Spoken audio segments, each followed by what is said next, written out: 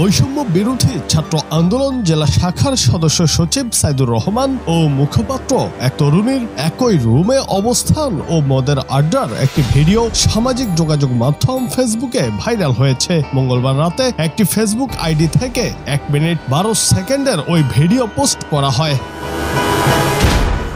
Viral ওই ভিডিওতে দেখা যায় একটি ব্যাগ হাতে ওই তরুণী কক্ষে প্রবেশ করছেন। এরপর ব্যাগটি রেখে খাটের ওপর অবস্থান নেন। তার পাশে শুয়েছিলেন সদস্য সচিব সাইদুর রহমান। এরপর সাইদুর একটি কম্বল নিজের শরীরের ওপর বিছিয়ে দেন। একটি মদ ভর্তি বোতল হাতে নেন ওই তরুণী। আরেক হাতে কয়েকটি ওয়ান টাইমের গ্লাস দেখা গেছে।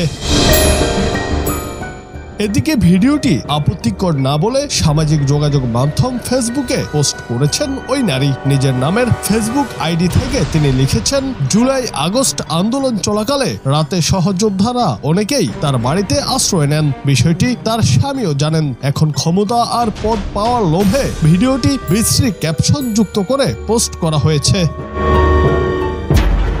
ভিডিও ভাইরালের এই ঘটনাটি ঝিনাইদহ জেলার। এই ঘটনার পর 3 সদস্য বিশিষ্ট তদন্ত কমিটি গঠন এবং তাদের দুজনের পদ সাময়িকভাবে স্থগিত করা হয়েছে। এছাড়াও ফাঁসানোর জন্য এই ভিডিওটি ছড়িয়ে দেওয়া হতে পারে বলে মন্তব্য করেছেন ঝিনাইদহ জেলা শাখার সমন্বয়ক আবু হুরাইরা। গত বছরের 16 নভেম্বর বৈষম্য বিরোধী ছাত্র আন্দোলনের 103 সদস্য বিশিষ্ট আহ্বায়ক কমিটি ঘোষণা করা হয়। ওই কমিটিতে ঝিনাইদহে ইসলামী বিশ্ববিদ্যালয়ের আবু হুরাইরাকে আহ্বায়ক ও কেসি কলেজের শিক্ষার্থী সাইদুর রহমানকে সদস্য সচিব ঘোষণা করা হয়েছিল। জুনায়েদ আহমেদ, বাংলা টিভি।